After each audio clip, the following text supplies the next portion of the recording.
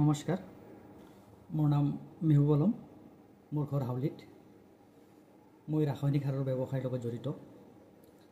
যোৱাকালিৰ পৰা কেইটামান পৰ্টেল চেনেলে মোৰ বিৰুদ্ধে এটা নিউজ বজাই আছে।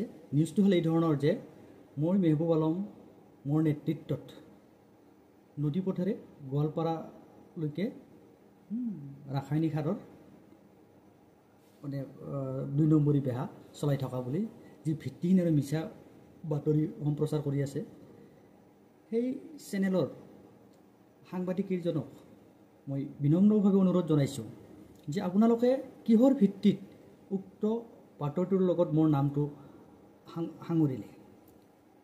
আচলতে এই মালবোৰ নদী পথেৰে যায়, গতিকে নদীত নাৱৰে যায়, নাৱৰ পাছত ট্ৰেক্টৰত উঠে, ট্ৰেক্টৰৰ পিছত সেই জেগালৈকে যায়। গতিকে আপোনালোকে নাৱৰ ভিজুৱেল লৈছে, নাৱলাজনে মোৰ নাম কৈছে জানো? কোৱা নাই। ট্ৰেক্টৰক সুধিছিল, ট্ৰেক্টৰে মোৰ নাম কিবা কৈছে? কোৱা নাই। আপোনালোকে কাগজ বিচাৰিছিল, কিবা মানে ৰচিদ আছে নেকি? তেওঁলোকে নাজানো বুলি কৈছে, দিয়া নাই। বা ছফিউৰ আলম বা ছফি নামৰ যিজন মানুহ বঙাইগাঁৱত দোকান কৰা বুলি আপোনালোকে বাতৰিটোত সম্প্ৰচাৰ কৰিছে, সেই মানুহজনে জানো মোৰ নাম কৈছে? কোৱা নাই। আচলতে তেওঁক মই চিনিয়ে নাপাওঁ, গতিকে তেওঁ মোৰ নাম কোৱাৰ প্ৰশ্নই নাহে।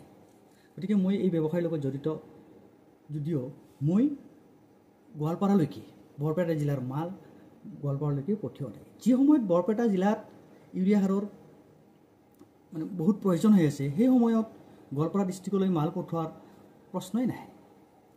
গতিকে সাংবাদিক বন্ধুসকলক মই অনুৰোধ জনাব বিচাৰিছোঁ যে আপোনালোকে কিহৰ ভিত্তিত, কাৰ কথাত সেই নিউজটোৰ লগত সেই মানুহজনে যদি মাল লৈছে, গতিকে তেওঁ দোষী, বৰপেটাৰ পৰা লৈছে, কিন্তু কাৰ পৰা লৈছে, কোনে দিছে, সেইটো আপোনালোকে বিচাৰ বিবেচনা কৰি ওলাওক। তাত মোৰ ক'বলগীয়া একোৱেই নাই। কিন্তু মোৰ নামটো আপোনালোকে কিয় তাত অন্তৰ্ভুক্ত কৰিলে?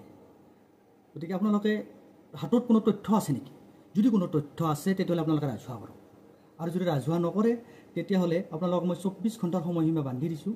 আপোনালোকে এই নিউজটো ডিলিট কৰক আৰু স্পষ্টীকৰণ এটা দিয়ক যে নাই, আমি ভুলবশতঃ তেওঁৰ নামটো ইয়াত অন্তৰ্ভুক্ত কৰিছোঁ। আচলতে মেহবুব আলম ইয়াৰ লগত জড়িত নহয়।